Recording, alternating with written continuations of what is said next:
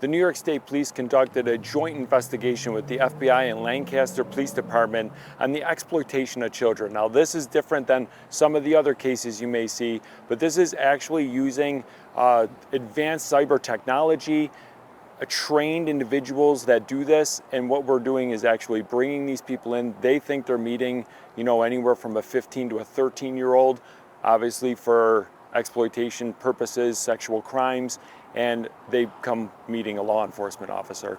So that arrest would be made right here locally. We arrested 6 people just in the last couple days, and that might seem like a lot. It might seem like, wow, this is a serious matter. Well, it is. It is a serious matter. And unfortunately, state police have handled a 40% increase on child pornography crimes. Over 240 cases right here in Western New York just this year, 40% greater than last year already. And what we're seeing that child porn is spiking in a lot of different venues, whether it be uploading, downloading, disseminating child pornography. And unfortunately, people are also now acting on this. And that's why we've established, or at least branched out, working with these other agencies to bring these people to justice. We're using a lot of pieces of technology we won't obviously divulge, but we aren't actually putting the suspect in the path of obviously a juvenile or a child.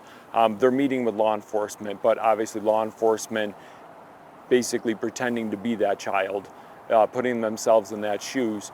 But the fact of the matter is, we're not. They're acting on looking for that child, being that predator, in your words, and looking to do something sexual with, unfortunately, children. And that is where we're stepping in. That's why we're trying to bring these people to justice, make that arrest. These are people in the community that you don't want to see in and around your community, around your kids, in jobs possibly that are in and around children.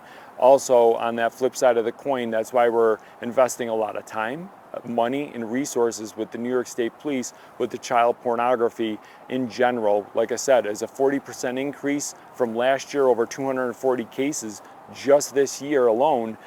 There's obviously a significant problem.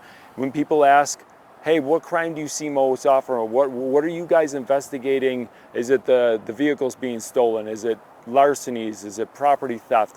A lot of our cases right now, unfortunately, are child pornography, and that shouldn't be, and that's why we're obviously divulging a lot of pieces of equipment, information, and people in those areas to make sure we bring these people to justice. One of the things, if this is an addiction that you have, like many addictions that people have across the board, go seek help, go seek counseling. It's not right for an adult male or an adult female to prey on children. And that's something that you will need counseling for, depending on your upbringing, depending on what has happened to you. Like I said, counseling should be your number one. And if you have that issue, do something about it before it's too late, just like any other addiction, correct? And the other thing too is, as far as families go, on the victim end of it, parents, talk to your children of how important it is to be mindful of who you're inviting into that chat room, who you're inviting into that social media group, who you're inviting into that friend group. Just because you count them as a friend on social media doesn't necessarily mean they're a friend. Unless you physically talk to this person in real life, don't invite them into your friends group. A lot of children, unfortunately, are victims to this, and we see it. We see it with the child porn end of it. We see it with people acting out.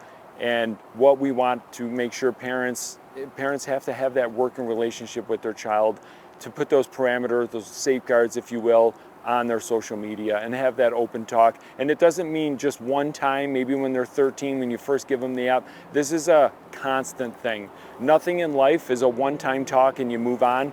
It's a parenting thing where it's something you come at maybe weekly, monthly, and you keep coming on that and you keep checking on that, because when you let it go for a while, that's when your problem is going to happen.